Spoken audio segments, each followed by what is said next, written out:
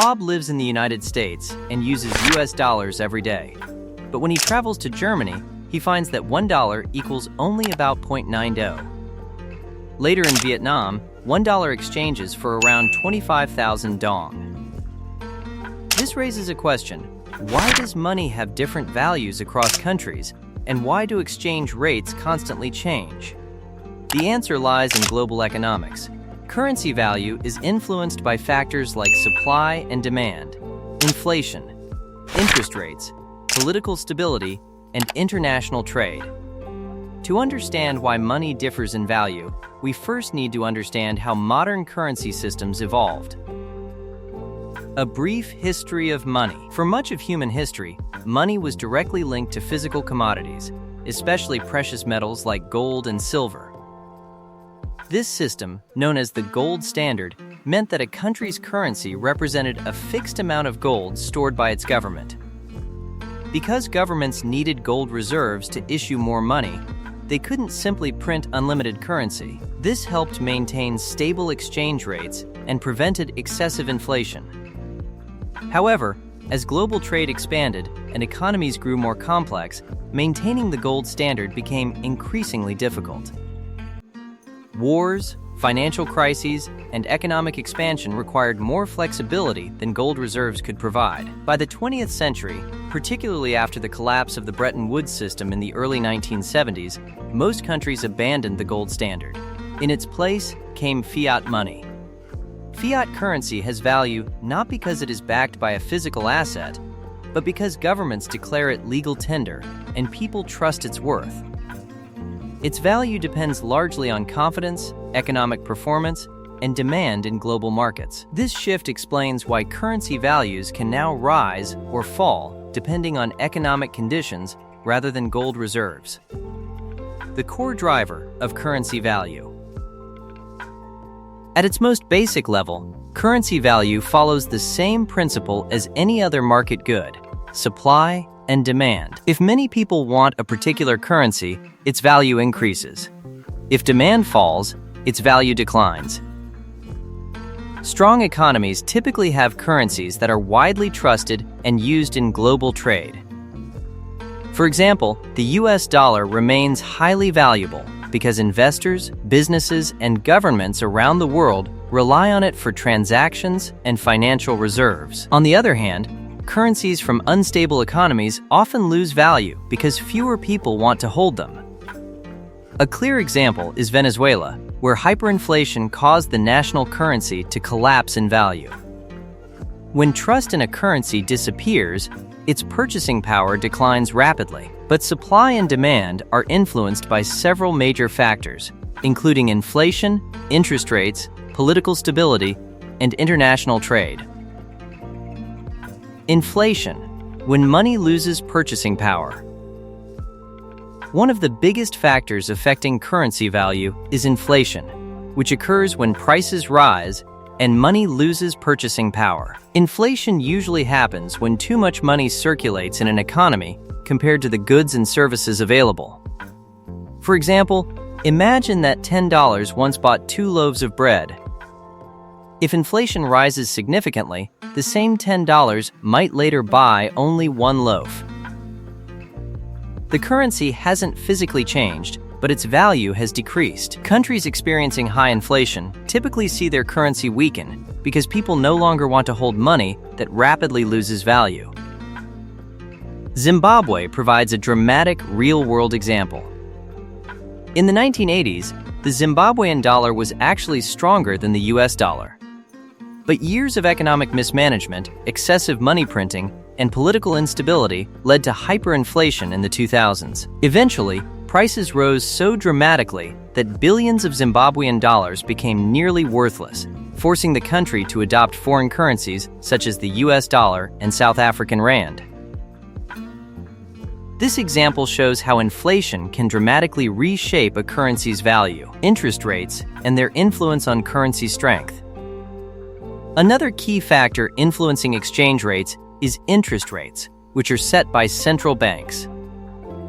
Interest rates represent the cost of borrowing money and play a major role in attracting or discouraging foreign investment. When a country offers high interest rates, investors can earn better returns on savings accounts, government bonds, or other financial assets. To invest, foreign investors must first purchase that country's currency, increasing demand and strengthening its value. For instance, if U.S. interest rates are higher than those in Europe, investors may sell euros to buy U.S. dollars and invest in American financial markets.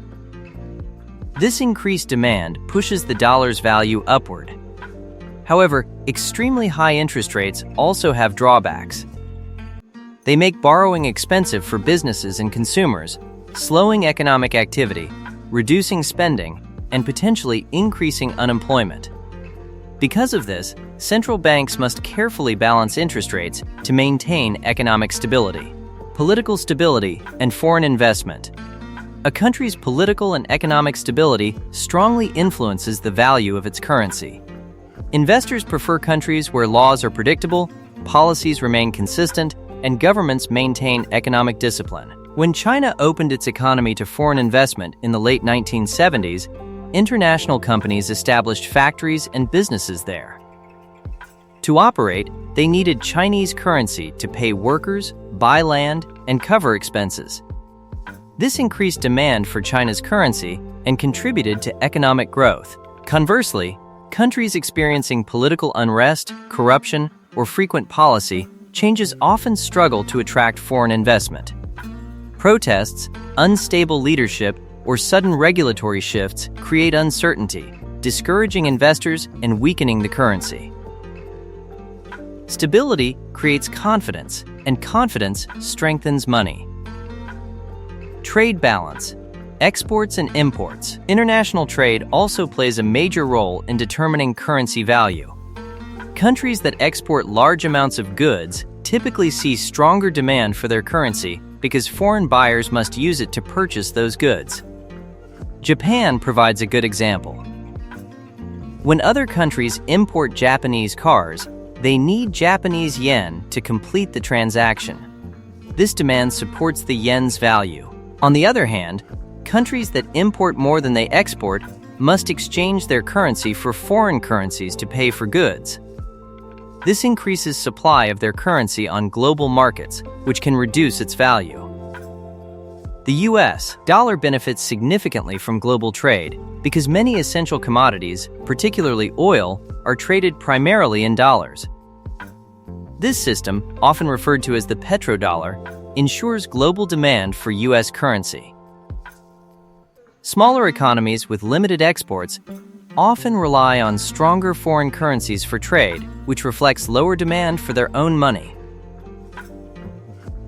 Fixed exchange rates and currency pegging. Some countries attempt to stabilize their currency by linking its value to another stronger currency. This practice is called currency pegging. For example, Brunei has pegged its currency to the Singapore dollar at a fixed exchange rate, meaning both currencies hold equal value. Similarly, Belize maintains a fixed rate where its dollar equals half a US dollar. Pegging helps stabilize exchange rates and simplify trade, but it also creates dependence on the stronger country's economy. If the anchor currency weakens, the pegged currency typically follows. Why the world doesn't use a single currency. Given the complexity of exchange rates, some people wonder why the world doesn't adopt a single global currency. While the idea seems convenient, it presents serious challenges. The euro offers insight into this issue. Countries in the Eurozone share a common currency managed by the European Central Bank. While this simplifies travel and trade, it also means individual countries cannot control their own monetary policies. During Greece's financial crisis in 2009, economic problems spread across the Eurozone because member countries were financially connected. This demonstrated the risks of sharing a single currency across different economies. If the entire world used one currency, economic problems in one country could affect everyone else, making global financial stability harder to manage. Is a strong currency always better? It might seem logical that every country should aim for the strongest possible currency, but this isn't always beneficial. The ideal currency strength depends on a country's economic structure. Countries that rely heavily on imports often prefer stronger currencies because they make foreign goods cheaper. Meanwhile, export-driven economies may prefer weaker currencies because they make their products more affordable to international buyers. Some countries even deliberately reduce their currency's value, a strategy known as currency devaluation, to boost exports and stimulate economic growth. The constantly changing nature of exchange rates. Currency values change continuously because the global economy never stops moving. Interest rate decisions, political events, economic data, trade relationships, and market expectations all influence supply and demand for currencies. Every second, millions of financial transactions occur worldwide, adjusting exchange rates in real time. These fluctuations reflect the constantly shifting balance of global economic power. If money feels confusing, now you know, currencies aren't just numbers. They reflect power, trust, and the health of entire economies shaping the world around you. If you enjoyed this video and want more simple explanations of complex global systems, make sure to like and subscribe.